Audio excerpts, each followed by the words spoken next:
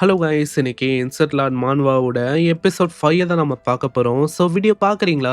Just ஒரு லைக்கை போட்டுருங்க. சரி வாங்க நம்ம டைம் மிஸ் பண்ணாம எப்பிக்குள்ள போகலாம். எப்பிக்கோட ஆரம்பத்துல நம்ம ஜியாங் மேப்பை பார்த்துக்கின்னு அந்த ட்ரைனிங் கேம்பை நோக்கி தான் ஆளு வந்துன்னு இருப்பான். திடீர்னு காப்பாத்துங்க காப்பாத்துங்க அப்படின்னு ஒரு சவுண்ட் அவங்க கேக்குது. யாரான்னு பார்த்தா ஒரு வயசானவரு. அவரும் பாவம் மரத்துல வசமா மாட்டிக்கிறாரு. எனக்கு ஹைட்னா பயம், யாராச்சும் காப்பாத்துங்க தயவு செஞ்சு. இதனால நம்ம ஜியாங் தான் அவனோட மரத்துக்கான எபிலிட்டியை வச்சு எப்படியும் அங்க காப்பாத்தவும் செய்யறான். அங்க பெரியவருக்கும் இப்பதான் அங்க ரொம்ப நிம்மதியா இருக்கு. அந்த பறவையோட நெஸ்ட் கீழே இருந்து பார்க்கும்போது அந்த அளவுக்கு உயரத்துல இல்லாத மாதிரி தான் இருந்துச்சு. ஆனா நான் ஏறி போகும்போது நான் போனது எனக்கே தெரியல, நான் அந்த அளவுக்கு ஹைட்டா போயிட்டேன்னு. இது கேட்கிறேன் நம்மளுமே யோசிக்கிறான். ஆமா, இவருக்கு என்னதான் ஆச்சு? உயரத்தால இவருக்கு அவ்வளவு பயம்னா அப்புறம் எதுக்காக இவரு மேல போகணும்? இவர் என்ன லூசா? அங்க பெரியவரும், தம்பி நீ தான் என்ன காப்பாத்திருக்க, உனக்கு ரீபே பண்ணணும் அப்படின்னு எனக்கு தோணுது. சொல்லுப்பா, நான் ஏதாச்சும் பண்ணணுமா என்ன? அதெல்லாம் ஒன்னும் நீங்க பண்ண வேணாம். இந்த டியான்ஜாவ் கேம்ப் அப்படின்னு ஒரு விஷயம் இருக்கு, அது எங்க நடக்க போகுது அப்படின்னு சொன்னா கொஞ்சம் நல்லா இருக்கும். அட அவ்வளவுதான விஷயம். தம்பி என் பின்னாடி வாங்க, அங்கதான் நானே போறேன். சரி பெரியவரு, நான் இன்னொரு விஷயத்த உங்ககிட்ட கேட்கலாமா? நீங்க அவைக்கனான ஒரு பர்சன் தானே, அப்புறம் எதுக்காக ஸ்வாட பின்னாடி வச்சுன்னு தெரியணும்? அதை இன்வென்டரியில வச்சாதான் என்னவா? உண்மையை சொன்னா நான் ஒரு அவைக்கன் இல்ல, நான் ஸ்வாட வச்சு ஒண்டிதான் இது வரைக்கும் ட்ரெயினா இருக்கேன். நான் ரொம்ப யங்கா இருக்கும் போது டேலண்டே அவைக்கன் பண்ணதுனால என்னால சரியாவே வாழ முடியாது. ஈவன் டாய்லெட்டுக்கு போக கூட என்கிட்ட காசு இருக்காது. அந்த அளவுக்கு என் நிலைமை மோசமா இருந்துச்சு. ஒரு கட்டத்துல என்னடா வாழ்க்கை இது, இப்படிப்பட்ட வாழ்க்கைய வாழாமே இருக்கலாம் அப்படின்னு சொல்லி இறக்கலான்னு போனேன். அன்னைக்கு ஒரு நாள் ஒரு மிஸ்டீரியஸான பர்சனை நான் சந்திச்சேன். அவரு ஒரு வயசான ஓல்டு மேன் தான். அவரு மூலமா ஒரு ஸ்வாட்மேன்ஷிப்பை நான் கத்துக்கவும் ஆரம்பிச்சேன். ஒரு 50 வருஷத்துக்கு விடாமுயற்சியா நான் ட்ரெயின் பண்ணக்கு அப்புறம் ஒரு பயங்கரமான மூவை கத்துக்கினேன். இப்ப எனக்கு தெரியற மூனா அது ஒண்டிதான். அந்த மூவை நீ கத்துக்கணும் அப்படின்னு ஆசைப்படியாப்பா தம்பி?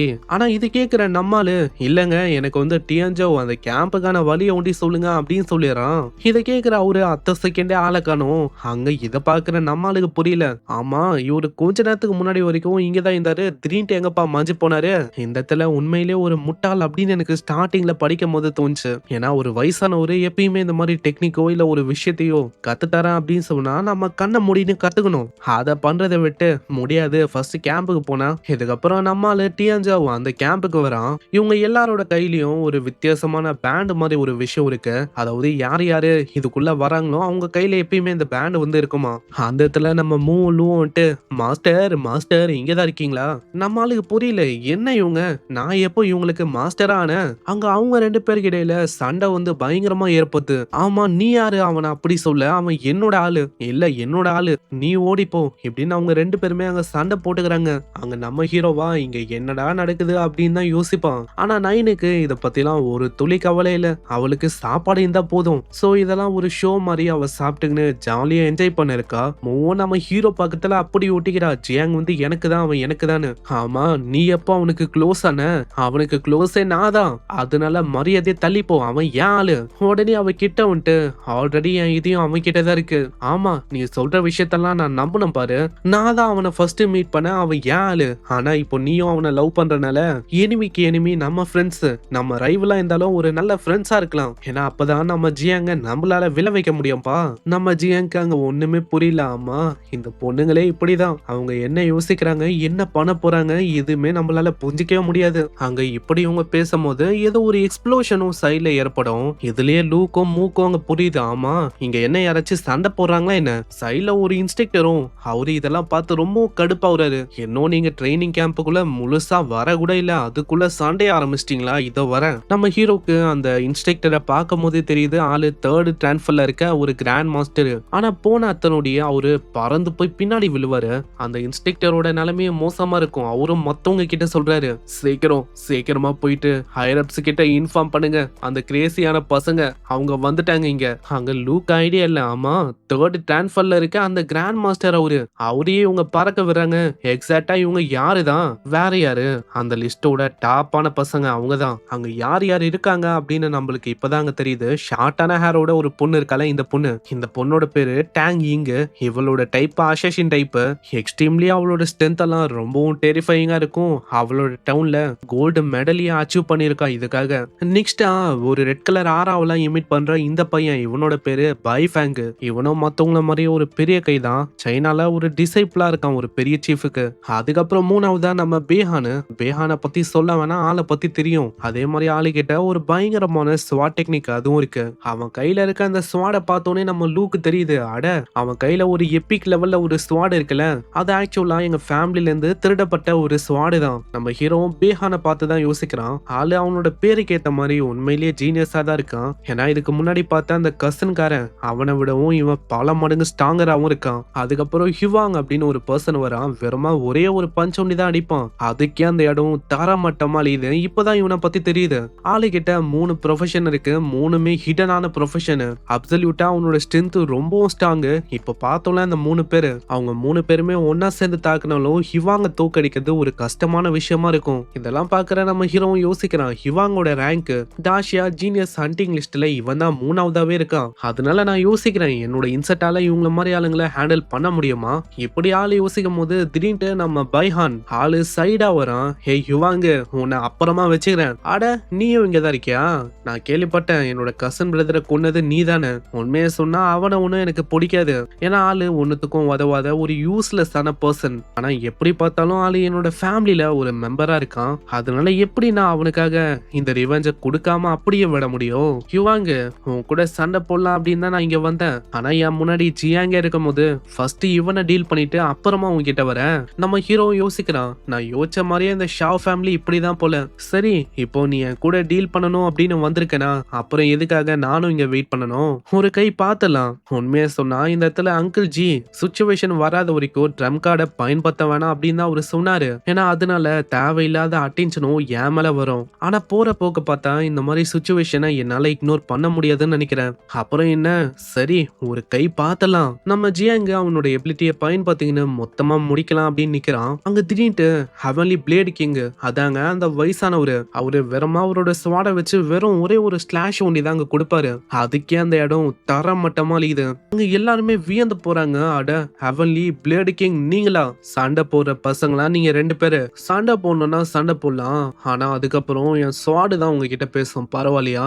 நம்ம ஹீரோ அந்த பர்சனை பார்த்து ரொம்ப ஆச்சரியமா வரான். இவருதான் அந்த ஹெவன்லி பிளேட் கிங்கா? அட இவன் அந்த வயசான ஆளாச்சு, இறங்க முடியாம தத்தளிச்ச அந்த பர்சன் தானே இவன். அவனோட வெறும் ஒரே ஒரு அட்டாக் அது அந்த அளவுக்கு ரொம்ப பயங்கரமா இருக்கு. அவரு பண்ண அட்டாக்னால சின்ன சின்ன பூச்சிங்களா ரொம்ப பயந்து போயிடுச்சு. அப்பா அப்பா நான் வெளியில வரல, பயமா இருக்கு. அங்க அவரை பார்த்தோன்னே எல்லாருமே அமைதியாகுறாங்க. அங்க பின்னாடியே ஒரு பர்சனும் வந்துட்டு, சீனியர் கு, வர வேண்டிய 300 ஜீனியஸுமே இங்க வந்தாச்சு, நம்ம சர்மோனியை ஆரம்பிக்கலாம். சோ அப்ப நம்மளுக்கு இதுலயே தெரியுது வந்திருக்க ஒருத்தவங்களும் ரொம்ப திறமசாலியான ஆளுங்க, நம்ம ஹீரோ மாதிரியே. அந்த இடத்துல அவரு நடந்து போகும்போது எல்லாருமே அவரை பத்தி தான் பேசுவாங்க. ஹேய், இவரை பத்தி தெரியுமா?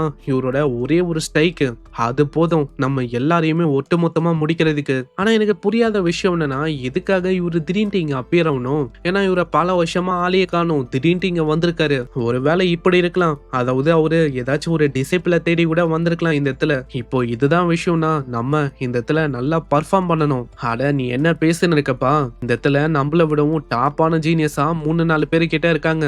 அவங்களா இருக்கும் போது நம்மளால எப்படி அங்க பர்ஃபார்ம் பண்ணி அவருக்கு டிசைப்ளா மாற முடியும்? இருக்கிறதுலயே டாப்பான அந்த 4 ஜீனியஸான பசங்களும், அட யாரு யோசிச்சா ஹெவன்லி பிளேடு கிங் அவரை மீட் பண்ண முடியும்னு? ஃபைனலி நம்ம அவரை மீட் பண்ணிட்டோம். அவரு தான் ஒரு லிவிங் லெஜெண்டா இருக்காரு இது வரைக்கும். நம்ம ஹிவாங்கும் யோசிக்கிறான், ஒன்ஸ் ஒரு நல்ல இம்ப்ரெஷனை அவரு முன்னாடி நான் பில்ட் பண்ணிட்டாலே போதும், அதுக்கப்புறம் என்ன என்னால அவருக்கு ஒரு டிசைப்ளாவும் மாற முடியும். இப்படி எல்லாருமே அந்த பர்சனை பார்த்து வியந்து போய் பார்த்துன்னு இருக்க. நம்ம ஆளுக்கு புரியல.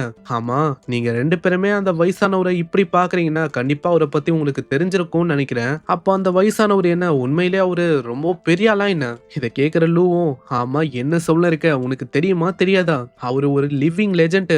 இத்தனைக்கும் ஆளு அவைக்கன் கூட ஆகல, ஆனாலும் அவரோட ஸ்ட்ரென்த் இருக்கே, அவரோட ஒரே ஒரு ஸ்ட்ரைக் போதும் மொத்தமா ஒரு பெரிய டிராகனை ஒட்டு மொத்தமா கொள்றதுக்கு. ஈவன் அவரோட ஸ்ட்ரென்த்தும் 8th ட்ரான்ஸ்ஃபர் கிராண்ட் மாஸ்டர் அந்த அளவுக்கு இருக்கும் அப்படின்னு எல்லாருமே கம்பேர் பண்ணி பார்ப்பாங்க. அங்க சொல்றான், என் தாத்தாக்கு இவரு மேல மரியாதை ரொம்ப அதிகமாவே இருக்கு. இவன் என்னோட தாத்தாவும் என்ன அவரோட டிசைப்ளா மாத்தலாம் அப்படின்னு இவரு கிட்ட அங்க கேட்டாரு. ஆனா அவரு யோசிக்க கூட இல்ல, அப்படியே ரிஜெக்ட் பண்ணிட்டு போயிட்டாரு. இதனால ஸ்டார்டிங்ல நான் ரொம்ப கடுப்பானேன். ஆனா அப்புறம் தான் எனக்கு தெரிய வந்துச்சு, இந்த ஜென் எம்பையர்ல இதே மாதிரி ரொம்ப ஏகப்பட்ட ஆளுங்க கேட்டிருக்காங்க. பெரிய பெரிய ஃபேமிலி, பெரிய பெரிய டிசனண்ட், அவங்களையே அவரு ரிஜெக்ட் பண்ணிட்டு போயிட்டாராம். இதை கேட்கிற நம்ம ஹீரோவும் ஆச்சரியமா கேட்கிறான், ஆமா நீங்களாம் சொல்றபடி பார்த்தா அவரோட டிசைப்ளா மாறதுன்னா அந்த அளவுக்கு கஷ்டமான விஷயமா என்ன? அட என்ன மாஸ்டர், நீங்க ஜோக் பண்ணிருக்கீங்கன்னு நினைக்கிறேன். ஈவன் நம்ம ஹிவாங்கு, பேஃபேங்கு இவங்க 2 பேருமே அங்க டிசைபிளா இருக்கும் அப்படின்னு கேட்டிருப்பாங்க. ஆனா கடைசியில ரிஜெக்ட் ஆனதுதான் மிச்சம். அங்க லூவும் சொல்றா, இந்த வயசானவர் இருக்காருல்ல, இது வரைக்குமே அவரோட வாழ்க்கையில ரெண்டு டிசைபிள் ஒண்டிதான் அவரு எத்திருக்காரு. அதுவும் 20 வருஷத்துக்கு முன்னாடி. அதுல ஒரு பர்சன் நம்ம அங்கிள் ஜி தான். ஏன்னா நம்ம அங்கிள் ஜி தான் இவரை இங்க வர சொல்லிருப்பாரு. அதனால தான் இவரும் இங்க வந்திருக்காரு. சிம்பிளா அதுவும் எதுக்கு, நம்ம ஹீரோக்காக. அதனால தான் எல்லாருமே அங்க ஸ்டார்டிங்ல பேசிருப்பாங்க, ஆமா இவர் எதுக்காக இங்க வந்திருக்காரு, ஏன்னா அவ்வளவு சீக்கிரத்துல இவரெல்லாம் வரவே மாட்டாரு. அதுக்கு காரணமும் நம்ம அங்கிள் ஜி தான். இதெல்லாம் தெரியாம நம்ம ஹீரோவும் யோசிப்பான், அட ஷிட், நான் யோசிக்கவே இல்ல. மரத்து மேல தத்தளிச்சா அந்த வயசானவரு, அப்போ அவரு தானே இவரா அந்த ஹெவன்லி பிளேடு கிங்கு? கேக்குறதுக்கே இது ரொம்ப வியர்டா இருக்கு. நான் இப்ப யோசிக்கிறேன், அந்த டெக்னிக்கை நான் கேட்டு கத்துருக்கலாமோ. ஏன்னா அப்படி பண்ற மூலமா இவருக்கு டிசைபிளா வச்சு மாறி இருப்பேன். மிஸ் ஆயிடுச்சு சான்ஸ். அங்க இதுக்கப்புறம் அந்த பெரியவரு அவரு வந்துட்டு இன்ஸ்ட்ரக்ஷன் அங்க கொடுக்க ஆரம்பிப்பாரு. நான் தான் இங்க சீஃப் இன்ஸ்ட்ரக்டரா இருக்க போறேன். என்னோட பேரு கு கைட்டியான்னு. நம்ம ஷார்ட்டா இவர கு அப்படின்னே சொல்லலாம். இது வரைக்கும் இந்த ட்ரைனிங் கேம்ப் ஒரு சாதாரணமான விஷயமா வெளியில இருந்து இருக்கலாம். ஆனா உண்மையிலேயே இந்த பேட்டில்ல நிறைய பேரு இறந்து போகவும் வாய்ப்பு இருக்கு. சோ பசங்களா இந்த இடத்துல ஏகப்பட்ட மாஸ்டர்ஸும் இருக்கு. யாரு கேப்பபிளா இருப்பாங்களோ அவங்க ஒண்டிதான் சர்வேவே ஆவாங்க. கேப்பபிளான ஜீனியஸ் அவங்க ஒண்டிதான் எங்களுக்கு வேணுமே. உங்களோட பொட்டன்ஷியலை நீங்க காட்டணும், உங்களோட ட்ரூவான எபிலிட்டியை நீங்க காட்டணும். அப்பதான் இந்த டியான்ஜாவோ கேம்ப்ல உங்களால சர்வேவே ஆக முடியும். இது வரைக்கும் ரூல்ஸ் எப்படி இருந்துச்சு அதை பத்திலாம் எனக்கு கவலை இல்ல. இந்த இயர் எல்லா ரூல்ஸையும் நான் மாத்துறேன். புதுசா என் ரூல்ஸ் நான் போறேன். டெத் கோட்டா அப்படின்னு ஒரு விஷயத்த நான் ஆரம்பிக்க போறேன். இது என்னன்னா சிம்பிளா பாதிக்கு பாதி பேர் தான் உயிரோட இருக்கணும், பாதிக்கு பாதி பேர் தான் அங்க சர்வேவே ஆகணும். இது கேக்குற பின்னாடி இருக்க அந்த பர்சனும், சீனியர் கு வாய மூடு, எனக்கு தெரியும், நான் சொல்றேன்ல இந்த மாதிரி நான் எல்லாத்தையுமே பாத்துக்கிறேன். ஏன்னா இப்போ இங்க என்ன ஆனாலும் அதுக்கான ரெஸ்பான்சிபிலிட்டி அதை நான் தான் ஏத்துக்க போறேன். அங்க இதை கேக்குற அவருக்கு என்ன பண்ணும் தெரியல. ஏன்னா இது வரைக்கும் டெத் கோட்டா அப்படின்னு ஒரு விஷயம் இல்லவே இல்ல. இப்போ இந்த விஷயம் வேற இங்க இருக்கு. இங்க மோசமான விஷயம் என்னன்னா பெரிய பெரிய ஃபேமிலில இருந்து பெரிய பெரிய பசங்கலாம் வந்திருக்காங்க. அவங்களுக்கு ஏதாச்சும் ஆச்சுன்னா அவ்வளவுதான், பிரச்சனை அதிகமாகும். அதுக்குதான் இவரு பயப்படுவாரு. ஆனா பெரியவருக்கு அதை பத்தி எல்லாம் அங்க டென்ஷனே இல்ல. அவரு பாட்டு நாங்க சொல்றாரு, அப்படி உங்களுக்கு ரொம்ப பயமா இருக்கு, பின்வாங்குறது ஒரு நல்ல சாய்ஸா இருக்கும் அப்படின்னு நீங்க யோசிச்சீங்கன்னா இப்பயே நீங்க அதை பண்ணலாம். நிறைய பேருக்கு அங்க பயமா இருக்கு. ஆனா உங்க ஃபேமிலி வந்து விடாது பின்வாங்கினா. அடே நீ அந்த மாதிரி ஒரு பெரிய விஷயத்துக்கு போயிட்டு அப்படியே பின்வாங்கிட்டு வரியா அப்படின்னு பயங்கரமா கத்துவாங்க. ஆனா ஹிவாங்கு இதனால இன்னும் தான் எக்ஸைட் ஆகுறான். ஹெவன்லி பிளேடு கிங்கா கோக்கா ஒரு உண்மையிலேயே மாசுதான்ப்பா. அதே மாதிரி தான் நம்ம பேஹானும் நம்ம ஹீரோ பாத்துக்கினே யோசிப்பான். இப்போ இங்க ஒரு ரூலே இருக்கு, அதாவது மத்தவங்கள நம்ம எலிமினேட் பண்ணலான்னு. அப்போ இவனை முடிக்கிறதெல்லாம் எனக்கு அந்த அளவுக்கு பெரிய விஷயமே இல்ல. ஒன்ஸ் இவனை மீட் பண்ணோனே மொத்தமா ஒரு தெரியாம அழிச்சிட வேண்டியதான். ஆனா இவனுக்கு தெரியல நம்ம ஹீரோ கிட்ட 1,00,000க்கான படையா இருக்குன்னு. நம்ம ஹீரோ யோசிக்கிறான், இப்போ டெத் கோட்டா அது இருக்கு. அது இருக்கும் போது இந்த பேஹான நான் கொன்னாலும் இங்க பிரச்சனைன்னு ஒண்ணு இருக்காது. அதனால இந்த விஷயத்த பத்தி எல்லாம் வரி பண்ணிக்காம இருக்கலாம். சரி பசங்களா, யாருமே பின்வாங்கல, அப்ப 300 பேருமே கலந்துக்கலாம் அப்படின்னு நீங்க வந்திருக்கீங்க. அப்புறம் என்ன, ரத்த வெள்ளத்தை ஆரம்பிக்கலாம். டோட்டலா 150 பிளாக் இருக்கும். அந்த 150 பிளாக் ஏத்த மாதிரி 150 பேர் தான் சர்வேவே ஆகணும். சோ நீங்க என்ன பண்ணுவீங்க ஏது பண்ணுவீங்க அதெல்லாம் எனக்கு தெரியாது. 300ல பாதிக்கு பாதி பேரை நீங்க எலிமினேட் பண்ணணும். அதை நீங்க டீமா பண்றீங்களோ இல்ல தனித்தனியா பண்றீங்களோ இல்ல முதுகுலயே குத்தி பண்றீங்களோ ஏதோ ஒண்ணு பண்ணுங்க. ஆனா எலிமினேட் ஆகணும். இன்னைக்கு நான் ரத்த வெள்ளத்தை பார்த்தே ஆகணும். சீக்கிரம் நீங்க ஆரம்பிங்க. அங்க அவரு பண்ண அட்டாக்ல அந்த டேபிளே உடஞ்ச போது அங்க பசங்களா தேச்சிங்கன்னு ஓடுறாங்க. ஐயோ ஃபர்ஸ்ட் ஓடுங்க, பிளாக் ஏச்சு தேடி சர்வே ஆகலாம். ஏன்னா தேவையில்லாம இங்கே இருந்தா அவ்வளவுதான், ஜீனியஸான பசங்க மூலமா இறந்து போறதுதான் மிச்சமா இருக்கும். அதனால பிளாக தேடிட்டா ஒரு நல்ல வழியா இருக்கும் அப்படின்னு நிறைய பேர் போறாங்க. இந்த சைடு நம்ம பேஹானோ அங்க முன்னாடி வந்துட்டு நம்மளுக்குள்ள இருக்கிற பகையை தீக்கிறதுக்கான சரியான டைம் இது. நம்ம ஹீரோ பின்னாடி இருக்க மூக்கிட்டையும் லூ கிட்டையும் அவங்க சொல்றான், சீக்கிரம் நீங்க போயிட்டு ஸ்வாட தேடி கண்டுபிடிங்க, நான் இந்த விஷயத்த பாத்துக்கிறேன். இதுக்கு அவங்களும் ஓகேன்னு சொல்லிட்டு போக ஆரம்பிக்க அந்த இடத்துல நம்ம பேஹானும் சொல்றான், என்னப்பா நீ இன்னமும் செகண்ட் டிரான்ஸ்பரை கூட அடையல, அதுக்குள்ள ஆளுக்கு ஆசை வந்துச்சு ஹீரோலாம் ஆகணும்னு. நம்ம ஹீரோ யோசிக்கிறான், முன்ன என்கிட்ட அந்த அளவுக்கு பவர்ஸ் இல்ல, இப்ப என்கிட்ட பவர்ஸ் இருக்கு, அதை வச்சு இவனை முடிக்க முடியும். பேஹான் ஒரு ஸ்லாஷ் அட்டாக் அங்க பண்ணுவான். அதுவும் டைரக்டா நம்ம ஹீரோ நோக்கி வரும். திடீர்னு அந்த அட்டாக்கும் மொத்தமா டிஸ்ட்ராய் ஆகுது. வேற ஒருத்தங்களோட சவுண்ட் அவங்க கேக்குது. பேஹானு நீ என்ன முட்டாளா என்ன, நம்ம இதுக்கு முன்னாடி என்ன பேசணும் மறந்துட்டியா? நீ நானு ஃபேங்கு 3 பேருமே ஒன்னா சேர்ந்து ஃபர்ஸ்ட் அந்த ஹிவாங்க அவனோட கதையை முடிக்கலாம் அப்படின்னு தானே நம்ம பேசணும். அதை பண்றதை விட்டு நீ என்னன்னா என்ன பண்ணிருக்க, நீ அதை பண்றதை விட்டு இதை பண்றனா உனக்கு என்ன ஹிவாங் கூட சண்டை போறதுக்கு பயமா இருக்கா என்ன? ஆமா யாரு சொன்னா, எனக்கெல்லாம் ஒண்ணும் பயம் இல்ல, வா நம்ம இப்பயே போகலாம். எங்க இருக்கா ஹிவாங்க முச்சிட்டு இந்த டிராஷ அப்புறமா நான் முச்சு வர்றேன். டேங் போகும்போது நம்ம ஹீரோ பார்த்து அவ ஸ்மைல் பண்ணுவா. இப்பதான் நம்மளுக்கு விஷயமும் புரியுது. அந்த நைட் வாட்சர் அந்த கேங்கோட குக்கு அவங்களோட ரிலேட்டிவ் தான் தான் இந்த டேங்கு கிட்ட அவங்க ரெக்வஸ்ட் பண்ணிருப்பாங்க நம்ம ஜியாங்க ப்ரொடெக்ட் பண்ண, அதுக்காக தான் இவ இப்படி பண்ணிருக்கா. நம்ம பீஹான் முன்னாடி ஒரு சர்வன்ட்டும் வந்துட்டு பிளாக் அங்க கொடுக்கறான். மாஸ்டர் நீங்க பிளாக தேடி போக வேணாம், பிளாக் ஆல்ரெடி உங்களுக்காக கொண்டு வந்துட்டேன். ஆளு 6th ட்ரான்ஸ்ஃபர் லெவல்ல இருக்கான். இவனோட பேரு யங் சாவ். ஹேய் எனக்கு ஒன்னும் ஸ்வாடெல்லாம் தேவையில்ல, அப்படி உனக்கு லாயலிட்டி எனக்கு காட்டணுமா, எனக்காக ஒரு விஷயத்த பண்ணு. அங்க ஜியாங் அப்படின்னு ஒரு பர்சன் இருப்பான், அவனை மொத்தமா முச்சு விடு.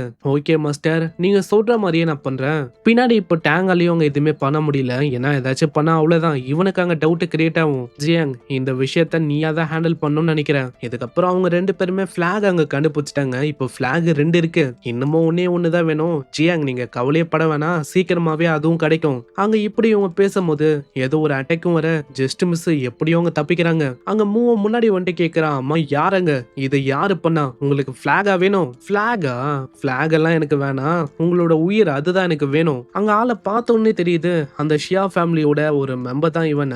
ஆளு 6th ட்ரான்ஸ்ஃபர் அந்த லெவல்ல இருக்கான். ஷீல்டும் இங்க தாக்க பிடிக்குமான்னு கேட்டா டவுட் தான். அங்க திரும்ப ஒரு அட்டாக் இவங்களை நோக்கி வரும். சீக்கிரம் நீங்க 2 பேருமே இந்த இடத்த விட்டு போங்க, மீதி விஷயத்த நான் பாத்துக்கிறேன். ஏன்னா இது ஒரு டெத் கோட்டா, அதனால கொன்னாலும் பிரச்சனை இல்ல, நான் இவனை முச்ச விட்டுறேன் அப்படின்னு நம்மால சண்டைக்கு போறான். இங்கே இந்த எபிசோட முடியுது. பேஹான் வேற நம்ம ஹீரோவை டார்கெட் பண்ணிருக்கான். வயசானவருக்கும் இதுக்கப்புறம் தான் அங்க டவுட்டே வரும், ஹீரோ கிட்ட இருக்கிறது உண்மையிலேயே 9 winged மியஸ்மாவான்னு. இதனால என்னென்ன பிரச்சனைகள் நம்ம ஹீரோக்கு வரமோ எல்லாத்துக்கான பதிலும் நம்மளுக்கு நெக்ஸ்ட் எபிசோட்ல தான் தெரியும். சோ பார்க்கலாம் என்ன ஆகுதுன்னு. நான் உங்களை நெக்ஸ்ட் எபிசோட்ல சந்திக்கிறேன். தேங்க்யூ ஃபார் வாட்சிங். சைனரா.